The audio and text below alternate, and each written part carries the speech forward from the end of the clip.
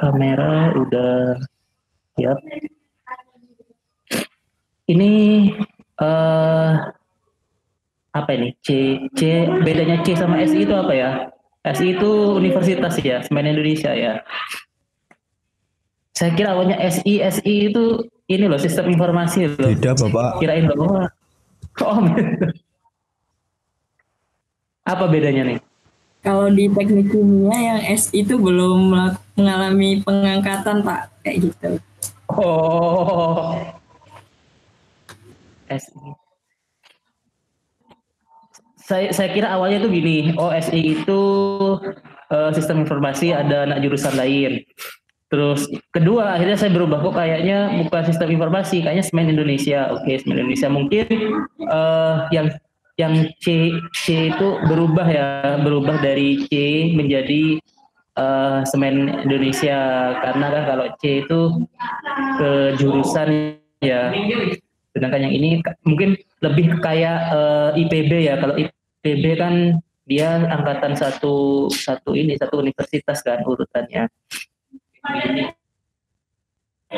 Kalau di kan urutannya itu di masing-masing jurusan, mungkin kayak gitu. Jadi diubah ke, ternyata ini belum pengangkatan ya. Ada istilah ini juga ya, pengangkatan gitu juga ya berarti. Oke, saya coba masuk untuk ini presentasi. Oh, bentar, belum dibuka slide-nya.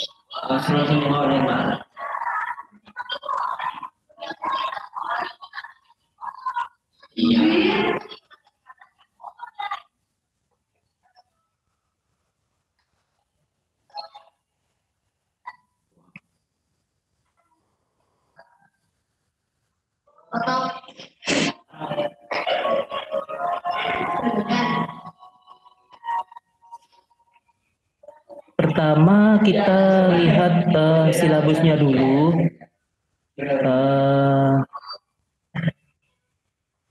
Ini apa yang akan kita pelajari ya untuk semester ini, kurang lebihnya seperti ini. Jadi pada kuliah ini itu menitik beratkan pada biomaterial yang paling banyak ditemukan di alam, yaitu selulosa. Pada mata kuliah ini akan dibahas bahan selulosa mulai dari struktur kimia, ekstraksinya, produknya, sampai prospek industri hingga penelitian terkini. Jadi kita akan membahas terkait dengan selulosa dan industri yang ada di selulosa.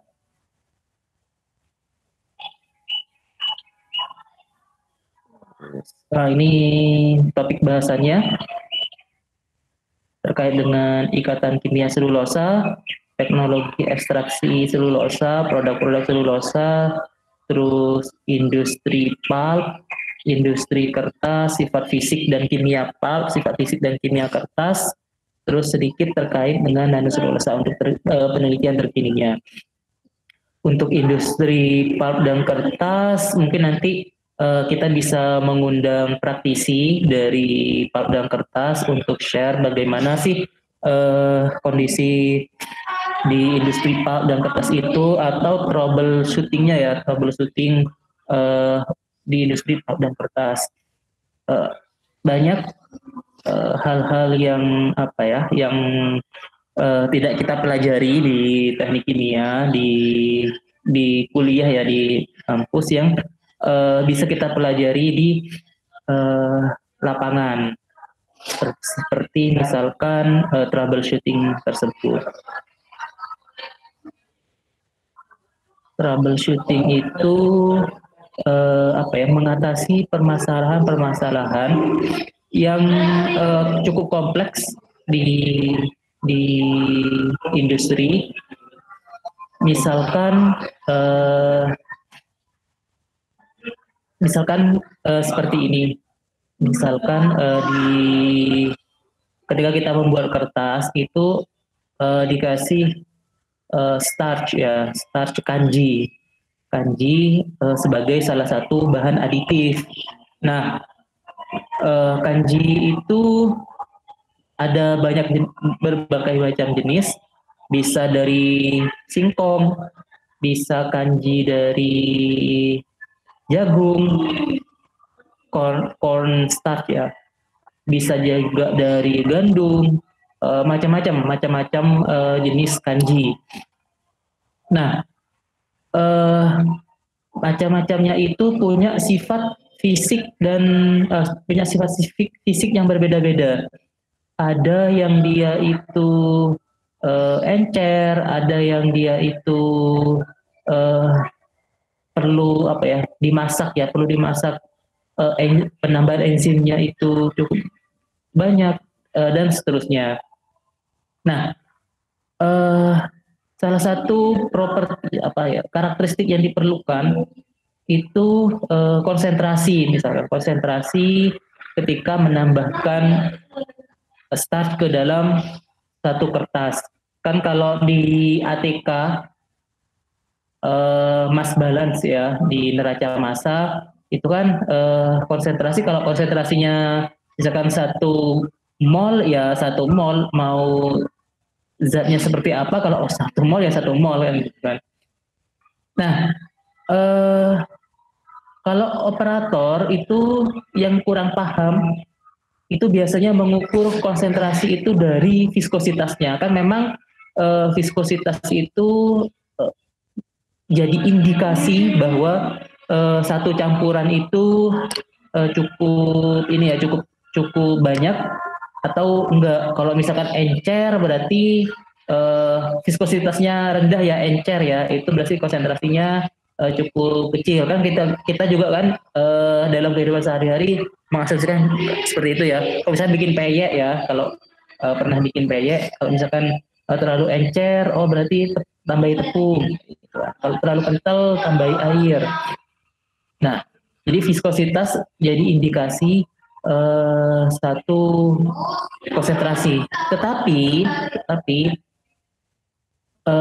viskositas ini tidak hanya dipengaruhi oleh faktor konsentrasi, dia juga bisa dipengaruhi oleh rantai polimernya, panjang atau enggaknya. Terus jadi intinya bahan dari satu sumber, apakah itu dari jagung, apakah itu dari singkong, itu mempengaruhi viskositasnya. Bisa jadi konsentrasinya sama tapi viskosnya beda. Sehingga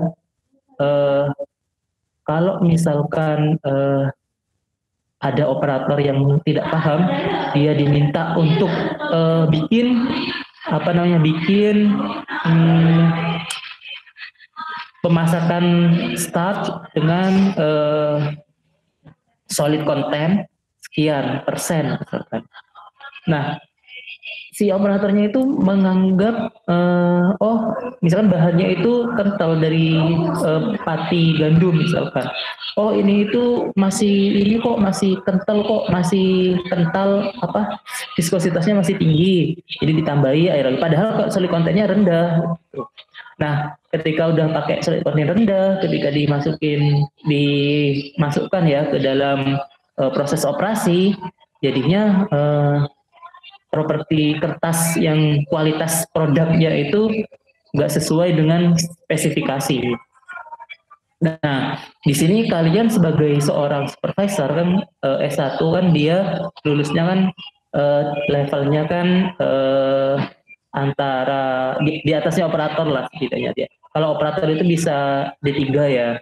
Nah, kalau S1 mungkin di atasnya operator atau setingkat lebih rendah dari supervisor. Jadi antara supervisor -1 antara itu sampai supervisor. Nah, kalian sebagai orang yang uh, memimpin di grup itu harus bisa memberikan pemahaman kepada si operatornya. Tetapi karena kalian itu anak baru atau orang baru di sana, sedangkan si operatornya itu udah orang lama, udah senior ya. Nah itu ada caranya bagaimana mengatasi masalah ini, memberitahu. Misalkan dengan cara pelatihan, ada trainingnya, sehingga bukan kalian yang sok jadi terkesan sok tahu, tetapi kan ada proses trainingnya itu, sehingga itu jadi fasilitas untuk mengupgrade si operatornya. Karena kalau misalkan kalian kasih tahu, oh ini kurang, si operator misalnya, oh ini udah kok, udah sesuai. Atau bisa jadi jangan pakai polimer, atau jangan pakai kanji yang jenis A misalkan, karena dia itu terlalu encer, padahal sebenarnya berdasarkan solid content-nya aja. Karena nanti kita coba untuk membahas kasus yang ada di industri pulp dan kertas itu. Ini untuk topik pembahasan 4 dan 5. Karena di sini kita untuk pilihan keahlian 2 lebih kepada desain pabriknya. Jadi kita coba undang orang-orang profesi yang sudah berkecimpung di pabrik itu. Semoga ya, insya Allah ya. Ini untuk pustaka aja. Herbert Sixta, terus Bierman sama Herbert Holick, Handbook of Pulp, Handbook of Pulping and Paper Making, Handbook of Pulp and Paper. Kenapa sih handbooknya itu Pulp and Paper? Maksudnya tadi kan membahas tentang produk-produk selulosa. Produk selulosa kan nggak hanya pulp and paper. Nah, karena selulosa itu memang lebih banyak dan dikenal di pulp dan kertas ya. Nanti mungkin dari kalian juga berpikir pulp dan kertas itu, kertas ya kan lagi rame nih. Wah saya nggak pakai kertas biar nggak menebang pohon atau biar ramah lingkungan. Itu kita juga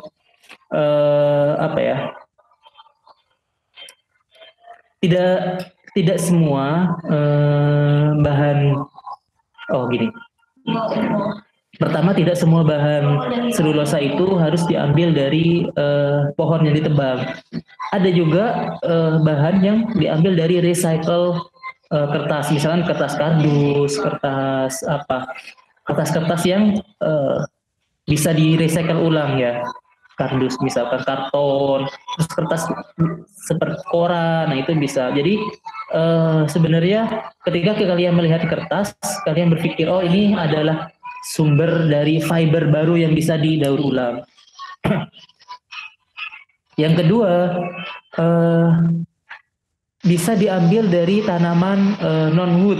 Non-wood itu yang bukan pohon. Kayak misalkan kenaf, terus rami, terus bahan-bahan agriculture. Terus yang ketiga, kertas itu tidak hanya kertas buku ya. Memang buku itu istilahnya kertas itu bisa dibagi menjadi 3 periode, misalkan masa lalu, masa sekarang, dan masa depan. Masa lalu itu kertas seperti dokumen-dokumen, artefak, dokumen masa lalu. Kalau di Indonesia kayaknya kurang kurang begitu mengenal terkait dengan dokumen-dokumen sejarah kita sebelum penjajahan, pas waktu Majapahit, Sriwijaya dan sebagainya. Tapi kalau di Jepang itu dokumen-dokumen itu sangat penting dilestarikan, bahkan bisa di-trace ya. Kalau kita nggak bisa nge-trace kerajaan pertama di Indonesia, sebelum kerajaan pertama itu ada apa, itu bisa. Tapi kalau misalkan di Jepang itu, kalau kita lihat di Wikipedia itu rajanya itu bisa di-trace sampai raja pertama itu siapa, terus karena kan orang zaman dulu keyakinannya kalau raja itu langsung apa ya, titah dari Tuhannya mereka, jadi ada Tuhannya mereka menitahkan raja ini terus sampai sekarang. Karena pelestarian dokumennya itu dilakukan dengan rapi. Nah, kita coba untuk meniru ya, melestarikan dokumen-dokumen kita, atau apa, menulis setiap hal-hal penting. Jadi membiasakan untuk mendokumentasikan secara rapi hal-hal penting di kehidupan kita. Terus kertas masa sekarang itu untuk menulis, cetak. Tapi untuk kertas masa depan itu dengan bertambahnya kegiatan komersialisasi atau kegiatan belanja online. Nanti kita akan bahas, coba di slide saya udah cantumkan. Itu kita akan perlu lebih banyak packaging. Terus tisu, penggunaan tisu. Tisu itu macam-macam ya. Ada tisu untuk facial, tisu untuk habis makan, tisu untuk toilet. Jadi dibedakan ya antara tisu toilet sama tisu untuk facial. Kalau misalkan untuk yang bokong jangan dibuat ke mulut ya. Karena nanti sifat dan karakteristiknya beda, baik itu dari segi bakterinya atau dari segi sifat fisik semacam ini. Tekanan wet strength, kekuatan pada saat dia basah.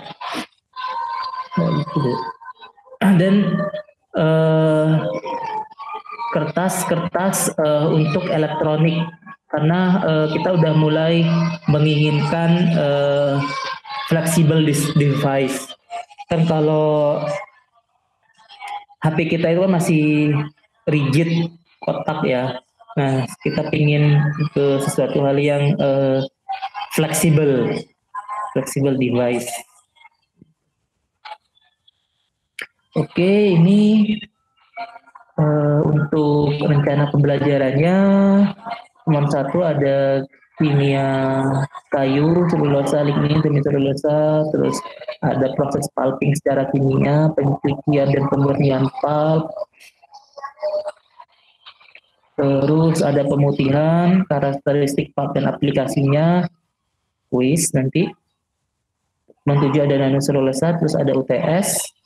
Terus nomor 9 ada proses industri di pulp, terus kertas masa lalu, masa kini, dan masa depan. Terus ada nomor 11 filler dan bahan adiktif, 12 proses manufaktur kertas, 13 kuis, 14 jenis dan karakteristik kertas, 15 SKKNI untuk industri pulp dan kertas. Nah, kalian harus paham ya untuk ini SKKNI, terutama kalau kalian misalkan di industri semen itu ingin berkarir di industri semen, itu kalau bisa paham terkait dengan SKKNI industri semen itu ada apa saja sih, sehingga ini kalian karir kalian itu bisa sesuai, terstandar. Maksudnya kalau misalkan kalian ingin berkarir di luar negeri, mungkin ada standarnya. Saya ingin mengajarkan dan memperlihatkan nggak hanya peta Gresik atau peta Jawa Timur, tetapi peta di dunia ya. Jadi kalau bisa bersaingnya kita itu tidak hanya melihat Gresik. Jadi cuman melihat, oh ini Universitas Muhammadiyah Gresik nih bagus nih. Nggak hanya itu yang dilihat atau kampus-kampus yang ada di Gresik, tetapi kampus-kampus yang ada di seluruh dunia.